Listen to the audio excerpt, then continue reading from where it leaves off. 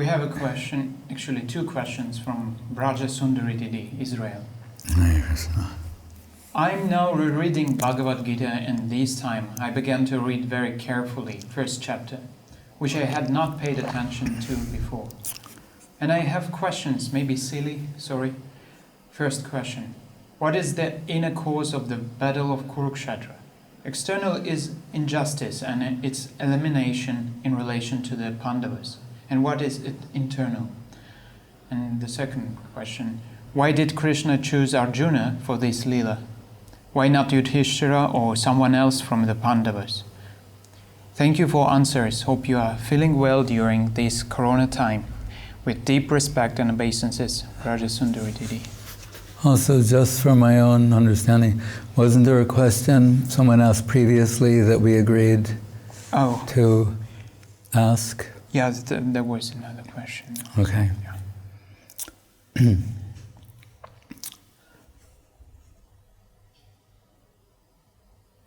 What is important to understand is that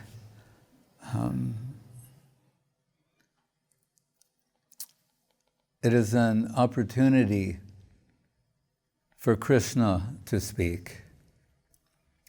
Everything else is secondary to that. Right?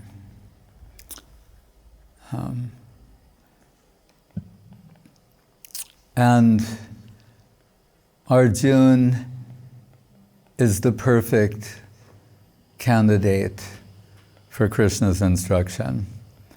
Perhaps he wants to keep the dignity of Yudhishthira Maharaj intact. But Arjuna, eternal associate of Krishna, really for our benefit, he's taking the position of a person who's confused by worldly circumstances. That's the point we need to understand. The intricacies of the Battle of Kuruksetra, that is not, I've not heard Srila Guru Maharaj or Srila Gurudev go into those details. So I can't speak to that. But what I can speak to in principle is this, that Arjuna is surrounded by karmic circumstances. And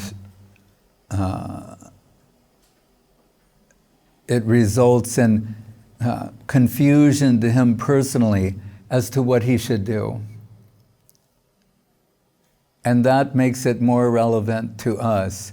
We are often confused by the karmic circumstances in which we are surrounded.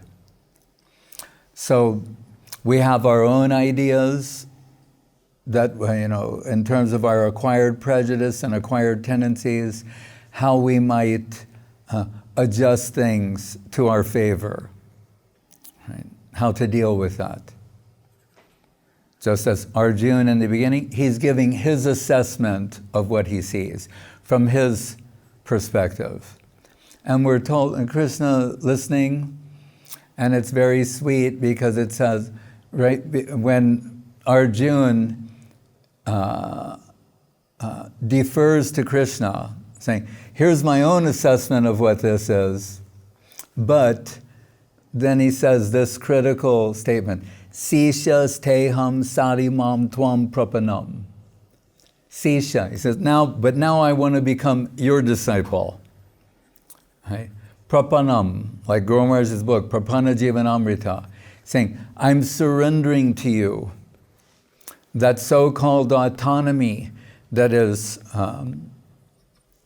that everyone prides themselves upon in the modern world, that they're independent thinkers, they're not influenced by the world or circumstances, they freely think and they can process information and they're autonomous agents. In a sense, Arjuna is saying, that so-called autonomy, I'm surrendering to you. I'm going to go from faulty, finite perspective of mine to your infinite perspective. Right? Think about that.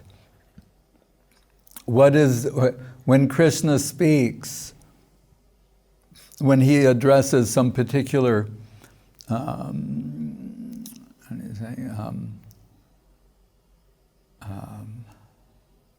context, what is he bringing to the table but infinite perspective?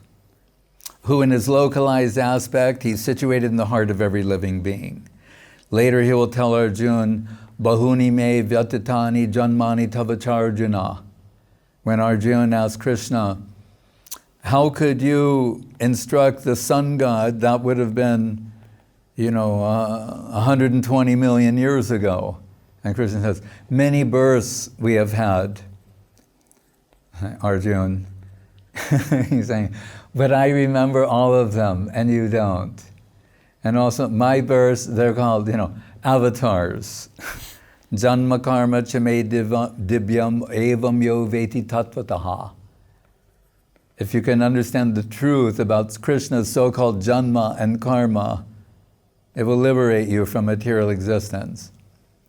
So he's saying, not only do I remember all of mine, my various appearances, avatars, incarnation, but I know all of yours. And not only am I aware of all of yours, but I know them, you could say, in greater detail and with greater accuracy than you may know yourself. And this is an interesting thing to consider. I have to give credit where credit's due. There are some, say, proto-Italian feminist thinkers. They're always talking about the position of women and what has been imposed upon them generationally, traditionally, etc. And they put forth the idea that by hearing certain types of narration or stories about others, you can understand your own identity. And one lady gives the example of saying, like, Ulysses, Ulysses from the Iliad and the Odyssey, right? When he's elderly, he happens upon an assembly where they're telling the Iliad and the Odyssey, those stories. And he's listening there, and they're telling the greatness of Ulysses. And he comes to understand in that moment his own heroicism, you could say. So that's their particular example. But how I use this as a bridge to say, extract from here this principle that by hearing narrations from others, you can discover yourself. Right? You can come to know yourself more really, in reality, and fully. Who will those narrations come from? If they come from a finite perspective, then at best, they could only give a finite and, in that sense, partial representation of who you are and what your potential is. More specifically, what I would like to call reality potential. Right? However, if you hear from infinite perspective, then what sort of concept of self may come to you? So we'll hear Krishna tell Arjuna, and the famous Gita slogan, Ascharjava pashyati kaschidenam. He's saying, Arjuna, if you could have a glimpse for a moment of your actual self, the word ascharja means astonished. You would be astonished, amazed. Right? So this sounds on the surface like humanism or the human potential movement, right? But it's actually antithetical to humanism because it's a divine perspective, right? Secular humanism is based upon the idea of eliminating God from the perspective. Another way to put that is to eliminate the infinite. We only want finite perspective, and we're here to declare that finite perspective is all in all. Whereas the Bhagavad Gita is about infinite perspective, introducing that for consideration. So, and interestingly, Krishna, through the Bhagavad Gita, he explores every possible perspective you could have on the situation. Right? From a moral perspective, from duty, from the abandonment of duty, from in terms of respect, right? Guru Hatvan Himahanubhavan. Well, it's interesting, the word guru is used here, which would be translated as, teachers. But in Sanskrit, Arjuna's saying, are you telling me I should kill my guru? My gurus who taught me everything I know, I should dispense with them. This is too much for me to process. So Krishna goes through, again, all these different perspectives of consideration that might come to mind of someone contemplating how to proceed, again, in karmic circumstance. But if we fast forward to the end, then Krishna dispenses with all these other considerations when he says, Sarvadharmam parityajya mamekam sharanam braja ahang tvang sarvapapebhyo mokshayishami ma sujaha. I think Sarvadharmam parityajya, dharma means, and generally rendered, religion, religious consideration, saying, give up that and everything else. Mamekam, and just Mamekam sharanam, and just surrender to me. Now, if Krishna were not the absolute, the supreme absolute truth, then we might take it that that's like an arrogant or self-serving statement, right? Give up all other considerations and just surrender to me.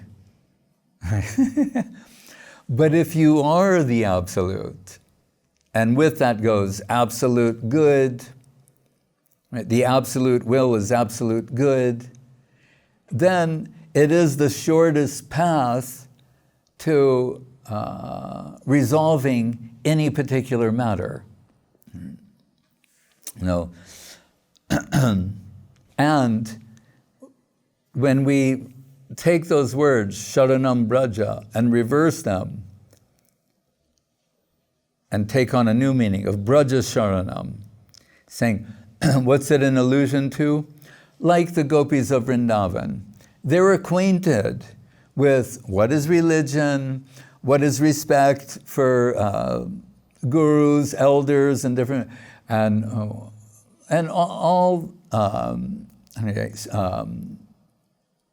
what's the word? Not just civil behavior, but I guess. Pardon me? Manners. Right. What's exactly what's proper, what's improper, how to behave. They're familiar with all of these things, and they observe them normally. They're not rebels by nature. They're not against the Vedas. They're not atheists. They're not disrespectful to their families or the society or any such thing. That makes it more meaningful. That in answering the call of Krishna and offering themselves to Krishna, they're willing to cross over all of these things that should normally not be crossed over. So when Uddhava saw them, remember, they're teenage girls, and as Leela would have it, they're not Brahmins. Brahmins are up here. They're not Kshatriyas. That's the higher section of society. If you draw a line, if there's 4 varnas, and we'll draw a line in the middle, higher and lower. So the higher caste are Brahmins, Kshatriyas. They belong to neither group. Below that line, in the lower section, are Vaishyas and Shudras. So they're in the Vaishya community. So it can be called, as Guru Maharaj sometimes says, the lower section of society. But he's also told us that the truth is always hidden in the middle position. So Krishna is also a Vaishya, right? He is a cowherd. What is their duties, responsibilities as given in Bhagavad Gita?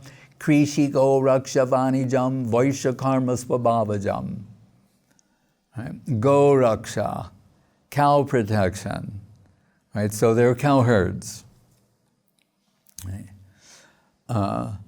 And so not only are they from the lower section of society, but they're female. And not only are they female, they're teenagers. Right? So they're teenage cowgirls. And these teenage cowgirls are being held up as the highest standard of self-giving, of spiritual realization, of love and affection. They hold the ultimate and highest position. Right? So that someone like Uddhava, who is again certified by Krishna, right? Na tata priyatama atmayonir na shankara, na cha sankarshanam na sri naivatma cha yatavavan.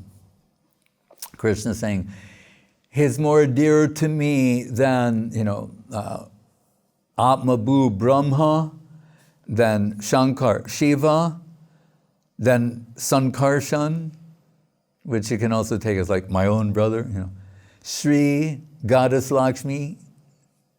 And then he says something even more astonishing. He says, in fact, he's more dear to me than I am to my own self. Generally, it's taken in the world, there's no one more dear to you than yourself. Right? Self-preservation, We like to say other things, but that's generally the situation. So Krishna is saying, he's more dear to me than I am to me, whatever that means. Right? So with that sort of endorsement, certification from Krishna, then what Uddhava says becomes even more authoritative, meaningful, and revealing. So much so that you can make a case that in the magnum opus work of Srila Sanatana Goswami Prabhu, the Sambandha Jnana Charja, the Bhakti Siddhanta Charja, Brihad Bhagavatamritam, first 7 chapters, second 7 chapters, they both end in the same way, with this sloka, as if to underscore it twice. Asamaho charanarenu jushamahangsham vrindavane kimapi gomilatosadinam yaddushtadam swajanam arjapatam chahitva bejur mukunda parivim shrutivir. Where he says, after he witnessed the behavior of the Brajagopis, because we know these Brajagopis, they cannot tolerate separation from Krishna for the blink of an eye. Right? What does it say? Atatiyad bhavan anibha, atatiyad bhavan banikana. Brajakanam. Kuntilu kundalam shimukam jazayam. Yadu udikshasham pakshmakridasham. Kutir kuntalam shrimukam jate. Kutila kundalam shrimukam jate. Yadu udikshasham pakshmakridasham. Anyway, in the Gopi Gita, Trutir yugayate tamapasyatam. They take the blinking of an eye like a yuga of separation from Krishna. And so again, these teenage girls, gopis from Vrindavan, they're cursing Brahma, the creator. You say, how offensive. How can they do that? Yet they cannot not do that. Their love and affection for Krishna is so intense, they cannot tolerate the blinking of an eye's worth of separation. So when on the plea, so they cannot tolerate that, and after a long period of separation, Krishna sends Uddhava with a letter so they all gather around like to hear Krishna's letter. And while they're doing that, Srimati Radharani has spun off in some divine madness, chastising a bumblebee. Right? Because bumblebees are black and yellow. And that reminds her of Krishna. And from going to so many flowers, they have pollen on them. And so it's reminding her of Krishna in various ways. But while Uddhava is delivering his letter, he's seeing the level of to what degree they exist for the pleasure of Krishna. They have no separate existence. Yet they have not extinguished their existence, but their degree of self-oblivion, of wholly giving themselves to the other is such, yet they retain their identities. So their identity is intimately connected with their loving relationship with Krishna. It's inseparable. And everything they do is for the pleasure of Krishna. And because they make Krishna happy, he looks even more beautiful, more charming, more sweet, and that causes the beauty of the Braja Gopis to increase, seeing that Krishna has become more beautiful. And then Krishna seeing that the Braja Gopis are becoming more and more beautiful. That makes him happy, and he becomes more beautiful. And there's this never-ending competition of enhanced beauty and sweetness between them. So when Uddhava is observing them, he's thinking, they are so great. If I could get some of the dust from their holy lotus feet, then my existence would be consecrated. But remember, they have proper manners. They will never, he's such a high, exalted personality, take the dust from their feet, offer, never. And he knows that. So he's developing another strategy. He said, Asamaho charanarenu jashami. My aspiration is the dust of the holy lotus feet of the Braja Gopis. How shall I get it? Vrindavane kimapi gulmalatosadinam. If in Vrindavan, and remember, Brahma himself had expressed a similar aspiration. Tad bhuri bhagyam iha janma kimapyatavyam yad gokulepi katamangri rajobhishekam. But in a more general sense about Vrindavan. But this is more specific, directed toward the Braja Gopis and the leader of the Braja Gopis, Srimati Radharani. So Uddhava was thinking, if I was like a creeper on the soil of Vrindavan, then when they're moving in the plane of service to Krishna, some of the dust, they wouldn't know it because they wouldn't know I was there as a creeper. And then some of the dust from their holy lotus feet would come upon me, and my existence would be thereby consecrated. And this 1-2 step, when a Guru Maharaj met a so-called Shrutadar, which means someone has a perfect memory. So he met a Shrutadar in South India who knew all the 18,000, or if you will, 16,000 extant verses of Srimad Bhagavatam. He is like, in one sense, a book Bhagavatam. You know, the book Bhagavat and the person Bhagavat. So he knew all those verses. He can recite the entire Bhagavat Purana. There were such people. Guru Maharaj met such a person. And Guru Maharaj said, in your estimation, who are the highest devotees in the Bhagavat Purana? And he said, Chatushan, the 4 Kumaras. Then he asked Guru Maharaj, and who in your estimation? He said, well, they occupy the lowest position. What? And then, because we hear from Bhaktivinoda Thakur, right? Bharabhyahi, Saragrahi, 2 types. The Bharabhyahi, carrying shastric knowledge like an ass. Right? The burden of knowing, having so much gyan, knowing so many books, so many things. And he said, the Saragrahi, Vaishnava, means who, like swan-like personality, who can extract the essence, the creme de la creme.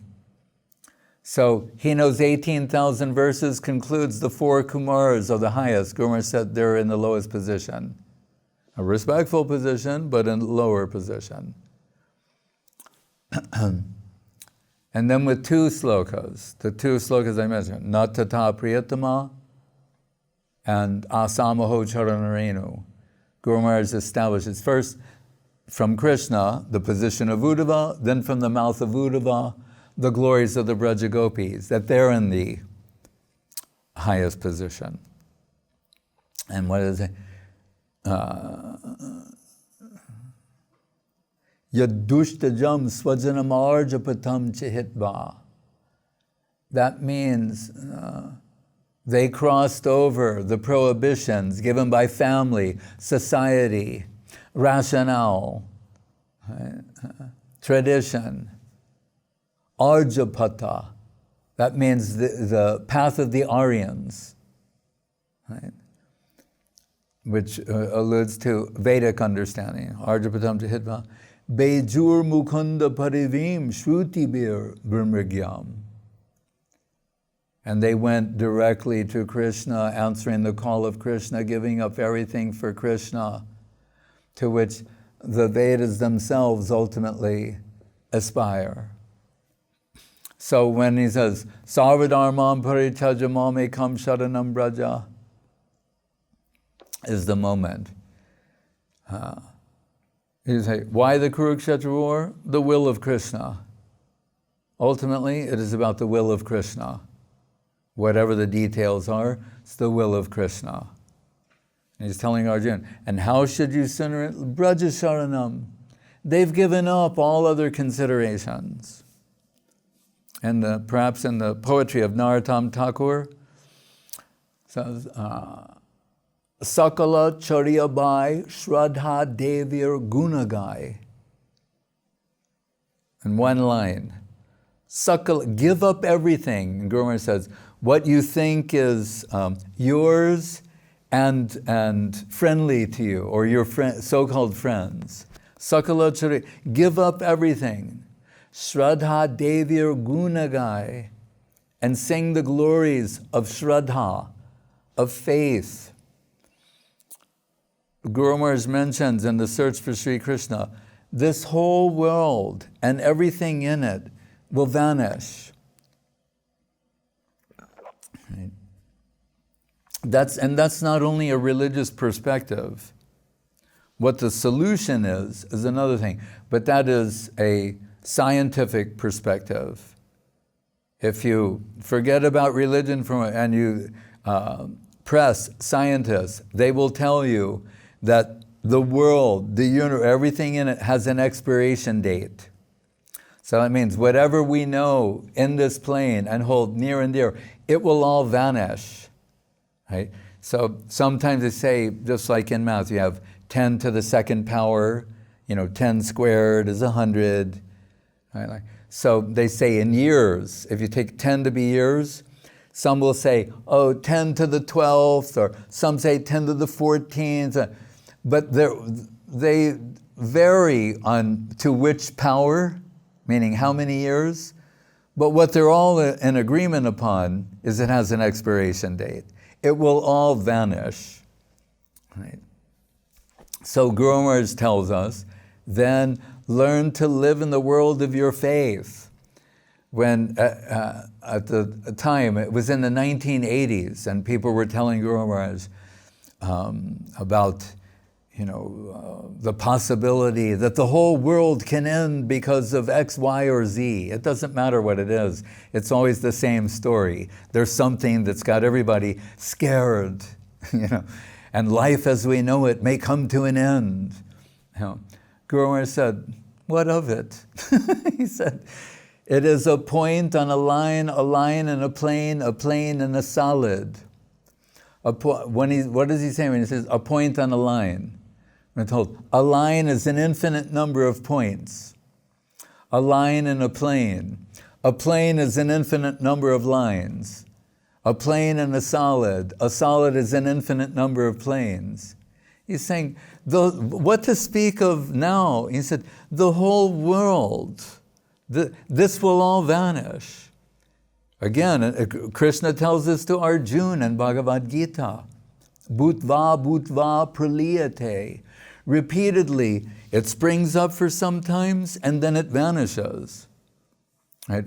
What is Krishna conscious philosophy? Say, all these things, they're thematically connected. If we say, the average devotee can say, then Mahavishnu is lying in the causal ocean, and his outward going breath, and from his pores come innumerable universes. And then with his inward going breath, they all are, what's the word? When they all go back. Well, anyway, vanished. We'll just use that. Right, so they appear for some time and then they disappear.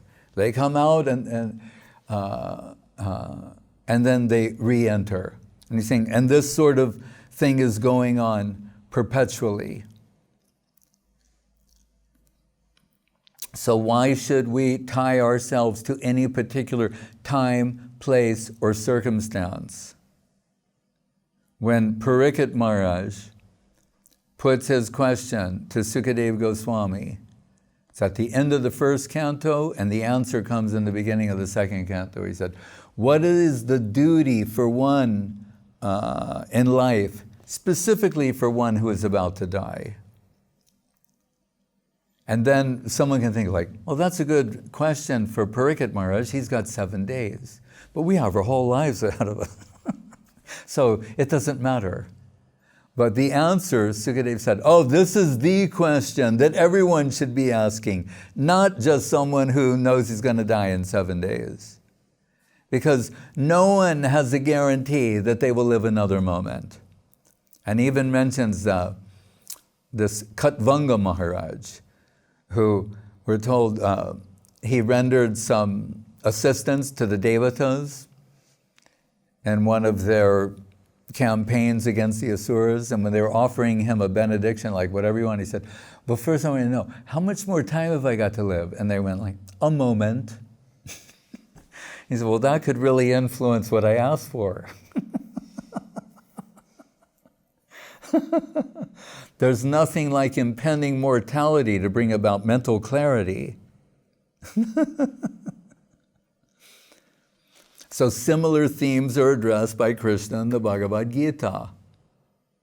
What is he telling Arjuna? Dehi nosman yatha dehe komaram yovanam jara tata deyantara prapti dhiras tatra namuhyati. And he's saying, you were conceived, and you're in the womb of your mother. Then you go through embryonic development. You come out, you're a baby, you're a toddler, you're a child. You're a teenager, you're an adult. So he's showing this cycle of life, right? And saying, yet your identity was constant throughout. It's the same person who was in the womb in the mother and the growing, developing embryo, the same person, and the baby, and who grows older. When anyone is shown, baby pictures, everyone becomes embarrassed to see generally, what they look like when they were a child or growing up. Their parents are very happy to show these things, but it's usually to the humiliation of the children. But you think the soul passenger through all these different is actually demonstrated the ability to withstand the death of the body. Right? So he's giving an example that is within our experience. Because as someone says, well, I don't know, I have some doubts about all these things. So again, first think, you could give an example, I could give an example, but from the infinite perspective of Krishna, we could assume this is a very good example. Like he could think of a good example to give that's convincing. But as Guru Maharaj said, it will be convincing to someone who has some sukriti or faith, but if someone has no faith, not only any amount of examples, any amount of evidence will not convince them otherwise. But this he gives, an example that really points to the soul's ability to withstand the transition and ultimately the death of the body. Because that embryonic body has vanished, the baby body, the toddler, all those, we've gone through this change of bodies. And then he's saying, and this is the sobering part, if you will, dhiras tatra namuyati. Those who are dhira, or Prabhupada may render as self-realized, they're not disturbed by this. After speaking the whole Bhagavatam, when we come toward the conclusion, I find it peculiar that Sukadeva Goswami, he's talked about the Rasa Leela, Krishna's instructions, the Uddhava, so many things. And he comes back to Parikshit Maharaj as if to completely circle where they started. And he says, Tantu Rajan Murisheti Pashu Buddhim Imam Jahi. Says, my dear king, he said, thinking you will die is Pashu Buddhi. It is animal intelligence. We think like, oh no. You mean, from his perspective, he's saying, animals think like that. So my dear king, don't you think like that. Don't think when this body vanishes, that'll be the end of you. Animals are thinking like that. Right? Pashu buddhi, it's animal intelligence. Right? So, the second chapter of the Bhagavad Gita is really where Krishna is speaking to Arjuna about his spiritual identity, transcending the body. And on the basis of that means spiritual consideration, at the end he's saying, so Arjuna, give up all these other considerations that are really bodily based and act solely on the basis of your spiritual identity. And on the basis of that, surrender to me. Right? And when Arjuna's response finally comes, once Srila Prabhupada referred to it as, he said, then Arjuna says the supreme mantra. We think, oh, the Hare Krishna Maha mantra. He says, Karishe vachanam tava. My illusion is now removed and I'm prepared to do what you say. Like when Guru Maharaj said to Gurudev when he joined his ashram, Are you prepared to listen to me and not to your mind? So Krishna is telling Arjuna, Arjuna, are you prepared to listen to me and not to your mind? And Arjuna said, I'm prepared to listen to you and not to my mind. Karishe vachanam tava. I will follow your divine instructions. So,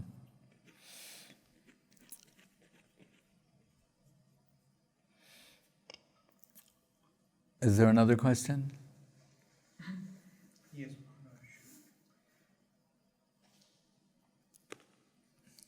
It's not the short one, but that you agreed upon. Question from Lakshmi Rani Devidasi, Mauritius. Dandavats, please accept my humble obeisances. I'd be very grateful to get some enlightenment about the following query. The kirtans that are sung in the temple are written by great souls like our own Gurudev or other great souls in our Guru Parampara. In addition to glorifying the Lord, a lot of these songs express the state of mind of the composers of those kirtans. For example, there are kirtans composed by Srila Bhaktivinoda Thakur where he says that he has surrendered mind, body and family and everything to Krishna. When these songs are sung in the temple, we might not feel that much of a guilt because it is some form of participation in congregational chanting. But when we chant these kirtans at home during the daily worship, would it not be some form of dishonesty, knowing that we could have probably not given up material attachment to 100%, or that we unknowingly make so many mistakes and in several instances the regret comes way later after we have done those mistakes? How is this perceived by Krishna? Well, that is the question. Those songs devotees sing with a sense of aspiration. Right? They're aspiring to what Bhaktivinoda Thakur says in those songs. They're not claiming that that is theirs. But what I'm reminded of more specifically is a song, and I have it here, where in one, Guru Maharaj tells us, Srila Saraswati Thakur said, when you get up in the morning, he said, and beat your mind, and you can say with a shoe or with whatever else is available, but you get the idea. He said, then you should sing this song. Right? And in summary, I'll read it, but in summary, Guru Maharaj said, the gist is, like, oh, my Lord, what have I done? I'm wasting my time. Today, let me not waste my time and engage myself in the service of your devotees and your holy lotus feet. But this is the song Saraswati Thakur recommended, called Amara Jivana, which means my life.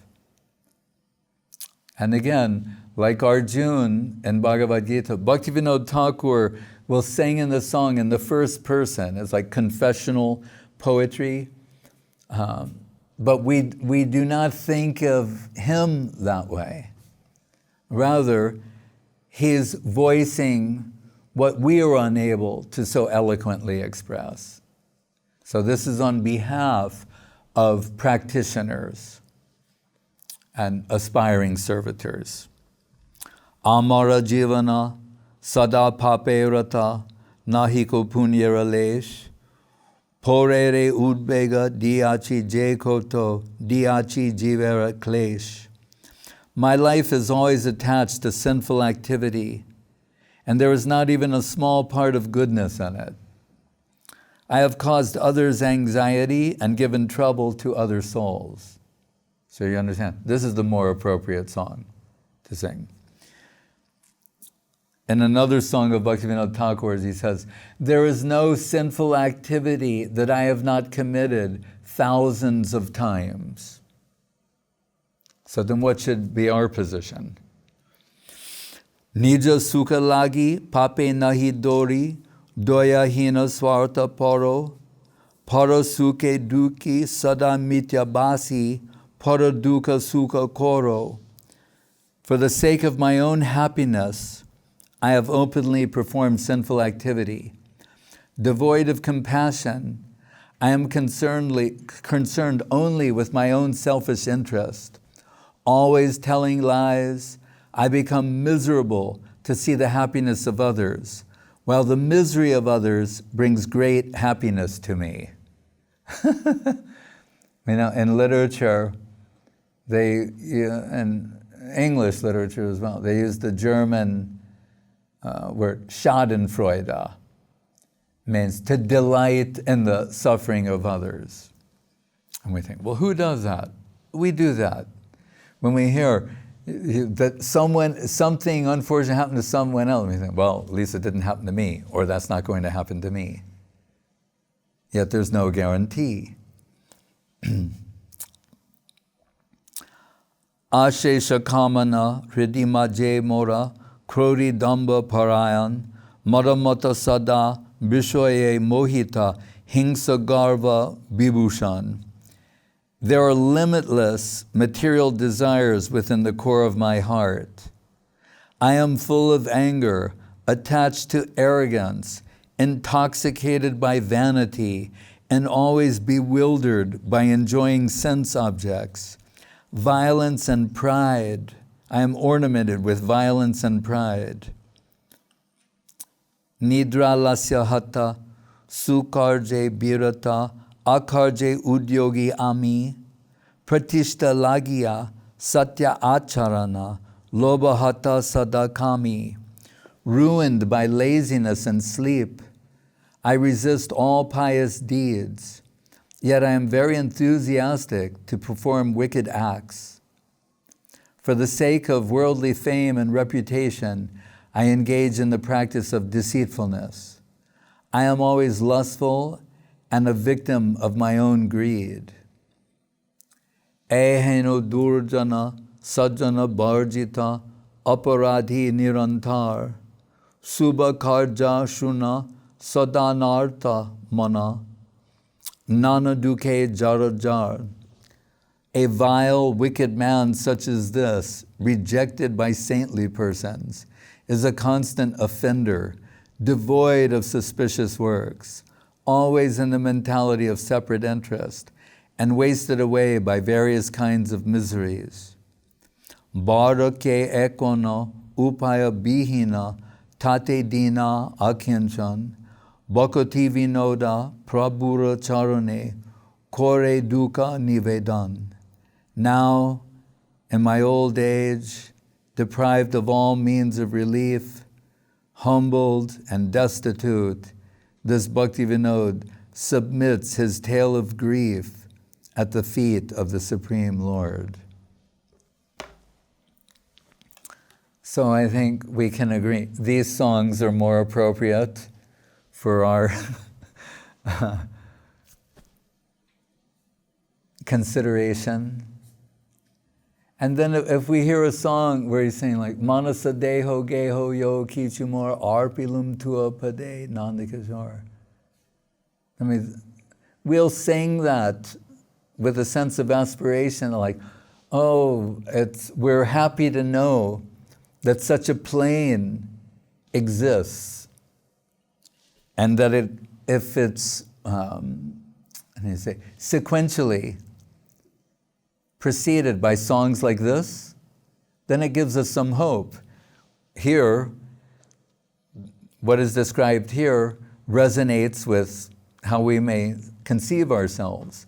But then he's showing you can go from this position to the other position of devotional aspiration. Right.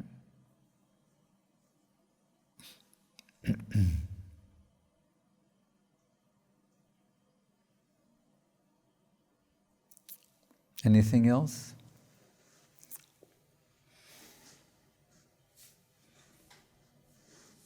Just maybe very brief question. From Meenakshi Didi and Radharaman Prabhu, Hawaii. How do we recognize which I of... remember once in Los Angeles when Srila Prabhupada used to come from his room and give a morning lecture. And there was another devotee and myself. We were given particular services to do, and when they were done, we could go to the lecture. So you can imagine how quickly we did those things. So we finished, and there'd be, Prabhupada would come, they play the Govindam song, he give his dandavats to the deities, sit on the Vyasasana and give his talk. So we completed our tasks, our seva on time, and I said, Prabhu, come on, let's go, hear Prabhupada speak. And he said, I can't go. And I was going, why? He said, I'm too fallen. I'm too fallen, I'm too sinful. I can't go into Prabhupada's presence, And at first, I was bewildered by what he was saying, and then I thought, but isn't that the idea that we are fallen, sinful, unqualified, and we go before him to be, bathed in the glance of the Vaishnava, to hear from the pure devotee of the Lord, and get purified in the process.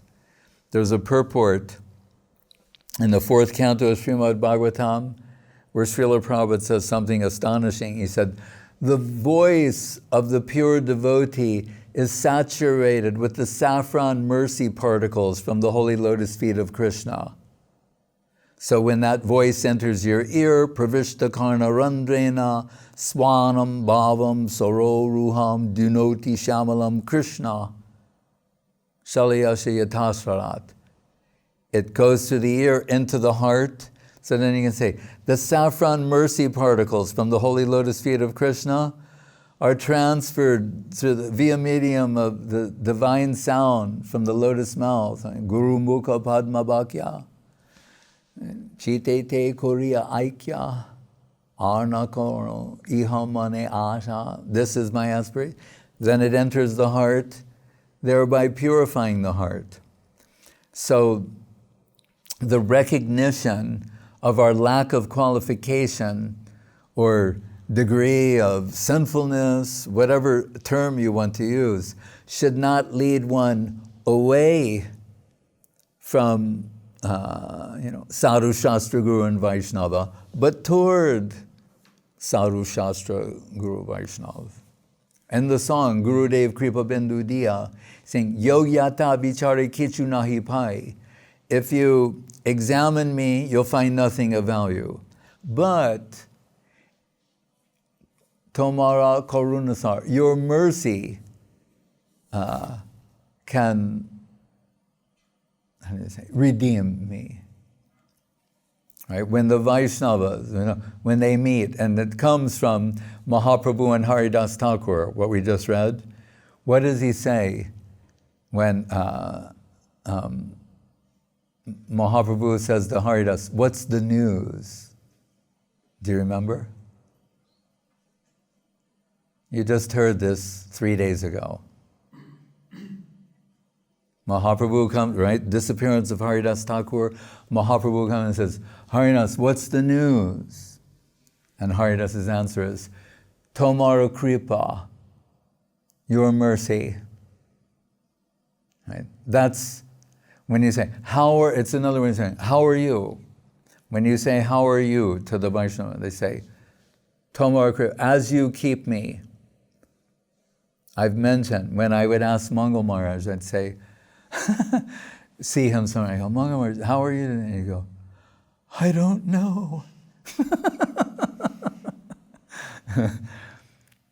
He means the same, like, how are you seeing me? That's the beauty of Vaishnavism. They're saying, when we say, how am I?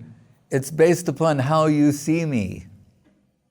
That's whether I'm doing well or not. It's how I'm seen by the Vaishnavas. And the swalpam yasya dharmasya trayate mahato bhayat. Guru Maharaj once, it talks about Mahabhai, the greatest fear. And he said, the greatest fear of a devotee is that their service is not being accepted. Not rescinding the lower species, Narayana Parak Sarve no Kutasjana Bibhyati, Chitraketu, Shiva, Parvati, when Chitraketu, out of a necessity of Leela, found fault with Mahadev Shiva for sitting with his wife on his lap in the presence of sages.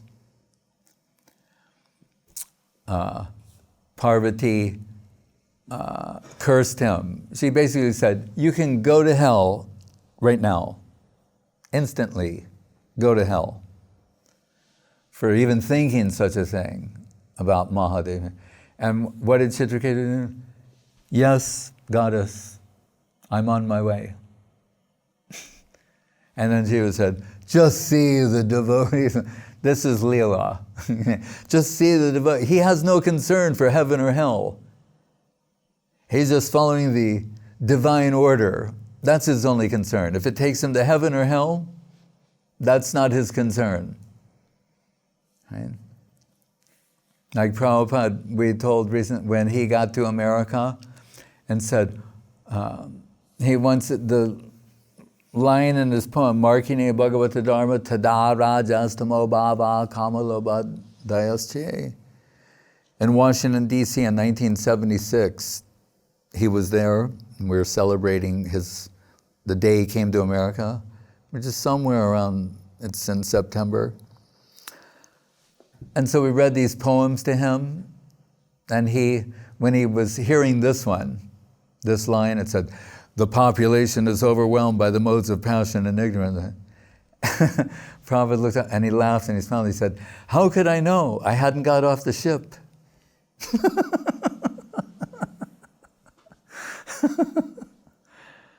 I think, Vyasa Prashada Shrutavan, by the mercy of Vyasa.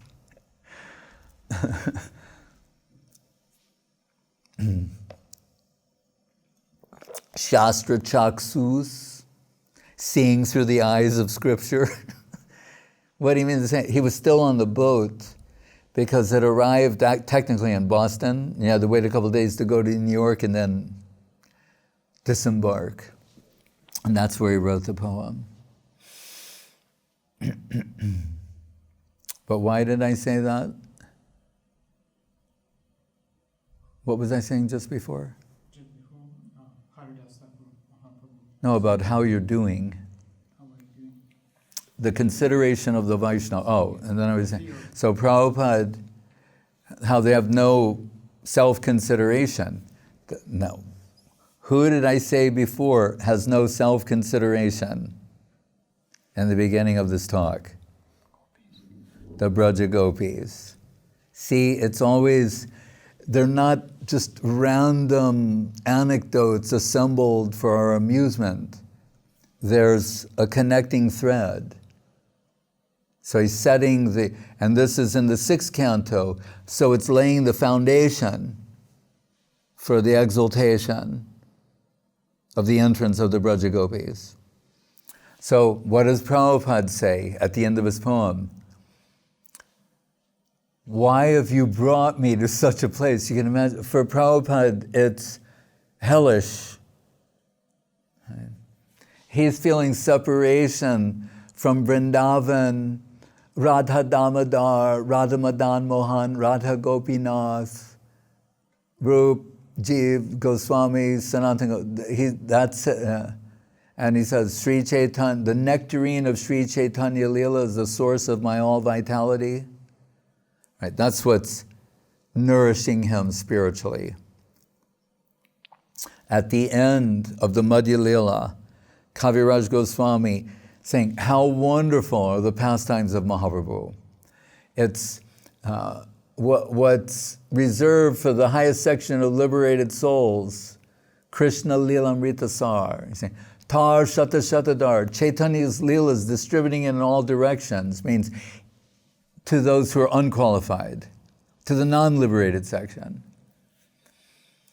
So he's saying how wonderful it is. Come and let the swan of your mind swim in this nectarine lake of the pastimes of Mahaprabhu, like so many lotus flowers. And he's speaking very beautifully. And he says, but, he's saying, if you don't do this, and you allow your mind, your heart, and soul to be nourished by, the refuse of this world.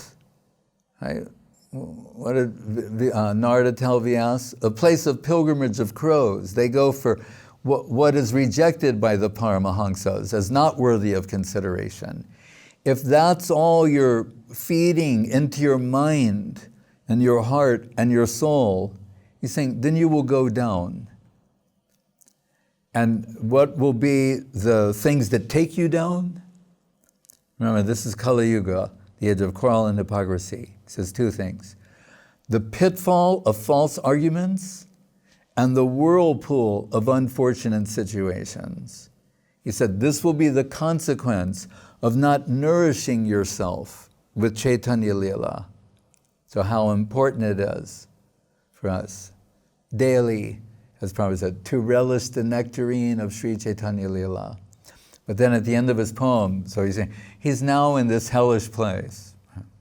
And he's saying, well, my Lord, if you have brought me here to dance, then make me dance, O Lord, make me dance. And as Bhaktivinoda Thakur often signs his poetry, like Niskinchan, like the pauper, or the one who has no possessions. It's a double entendre. What he means, he has no mundane possessions, and he possesses the greatest spiritual wealth. So Prabhupada signs his poem, The Insignificant Beggar, Bhaktivedanta Swami. That's Vaishnava humility. And as Grover said, wholly emptying himself of we're talking about the gopis, they live for the pleasure of Krishna. Right? Prabhupada has this epiphany, Vyavasayatmika buddhi ekeha kurunandana, that my existence I exist solely for the purpose of fulfilling the order of my spiritual master.